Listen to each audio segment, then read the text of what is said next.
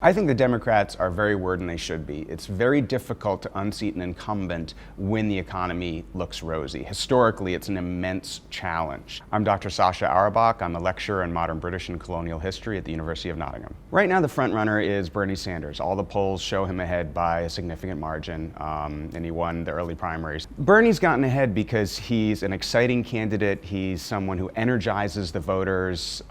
He has a lot of ideas that people are really interested in. And he hasn't tripped over himself in the same way that Biden has on some of the questions. It's an interesting question about to what extent Bernie is an unprecedented candidate. We've had other fairly left candidates. Hillary Clinton was fairly far to the left, again by American standards, which is still very, very moderate. Even Obama was fairly far to the left. Al Gore put the environment at the head of his ticket. Is Bernie the most left-leaning candidate we've ever had out there? Well, certainly in his discourse he is. Though when you look at a lot of his policies, he's progressive, but he's in no way extreme. Should people be worried about a candidate that at least appears that far to the left going against Trump? Well, with the American economy being strong as it is, I think the Democrats should worry about any candidate going up against Trump. Would a moderate candidate have a better chance than Bernie? That's hard to answer. The bottom line is that Sanders is a candidate that, much like Trump, energizes a certain base. And American elections are not won or lost on the base. They're won or lost on the independent and the middle. Can Bernie Sanders draw voters out of the suburbs? Can he draw them out of the rural areas and the Midwest? That's the big question. Can anyone really knock Sanders off the top? Well, there's still several months to go. The caucuses are a very funny process. I would say that he has a solid lead, but no lead can be called comfortable at this point. The most likely challenger would probably be Bloomberg, but he's made these early missteps that are going to make it hard for him to catch up. Well, Bloomberg has some advantages. He has a lot of money. He was a relatively popular mayor. He pulls well on the East Coast, but he's also not experienced in what is becoming an increasingly acrimonious debate environment. And he made a bunch of serious errors in that Democratic debate. He also has a huge vulnerability, which is this non-disclosure agreement that he forced a lot of his former employees to sign.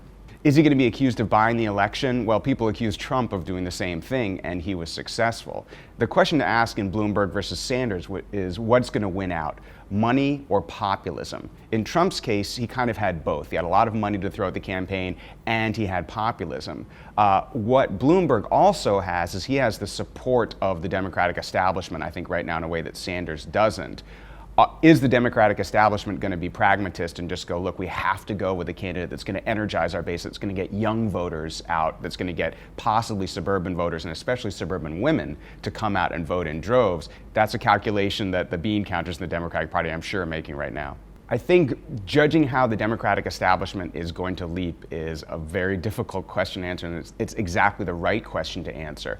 I think it depends on what the polling of each candidate is doing versus Trump. If it looks like Sanders has a realistic chance of beating Trump, I think the Democratic establishment will align with him because he's an exciting candidate. As I said, he'll mobilize the voters, and voter turnout is always a huge issue in American elections. If it looks like Bloomberg has a solid chance and maybe an even chance with Sanders to beat Trump, then I think you'll see the Democratic establishment lining up along his side.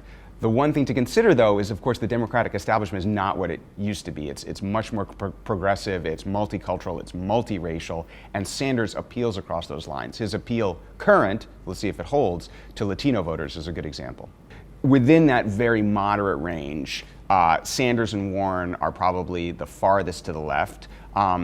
Buttigieg is a kind of mix of the two, but I would put him in the moderate wing. Biden is probably the second most moderate of the candidates, and then when you look at someone like Bloomberg, he's the one who's going to be the one that's the most moderate or closest to the center. Him and Biden would kind of wrestle off for that, but I'd say because of Bloomberg's wealth, because of some of his fiscal ideas, because of his support of stop and frisk, we have to put him slightly to the right of Biden. Well, those who've watched Biden and Biden's whole political career, which I have, and I remember him, working in the Mid-Atlantic, and I remember him as Obama's second. He's a little bit behind the times culturally.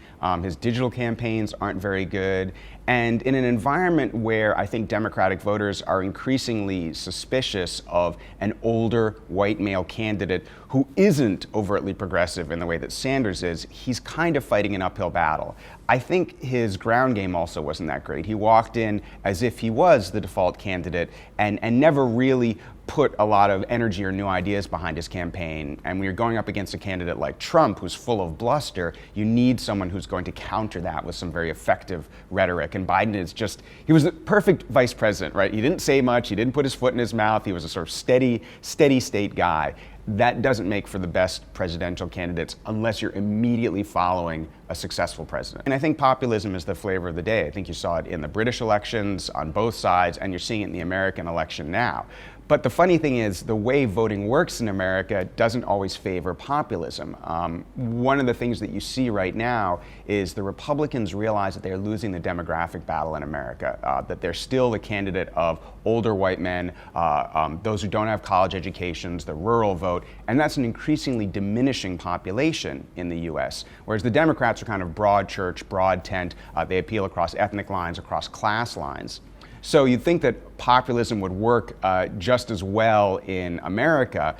The Republicans are fighting it very effectively with things like redistricting, with looking at ways to make voter registration more difficult. So it's all good and well to say, well, we have broad support, but if those people can't actually vote, or if their votes are ineffective because of redistricting, it doesn't really help you that much. I think the Democrats are very worried, and they should be. It's very difficult to unseat an incumbent when the economy looks rosy. Historically, it's an immense challenge. Now, will Trump's various missteps and his strange policies and his kind of blustering vulgarity, like, will that turn off independent voters? That's really the big question. But American elections are notoriously volatile. There is one saying that's worth keeping in mind, which is over time, friends come and go, but enemies accumulate, and Trump has accumulated a lot of enemies. What should we expect in the next few months? Well, expect the Democratic primaries and the debates to become more and more vociferous. Expect the candidates to bring out more dirt on each other. And if Sanders continues to emerge as the definitive frontrunner, he's going to be the focus of attack. I think in the end it might boil down to Bloomberg versus Sanders. And Sanders, just because he's such an old pro, he really has the edge there. He also has an energized young base. He's very digitally savvy, and the people that work for him are very digitally savvy. And the right thing to say when we're talking about an online interview is, this is a digital election, and I think all future elections are in part going to be fought not just on the ground, but on the web, and I think Sanders has a real edge there.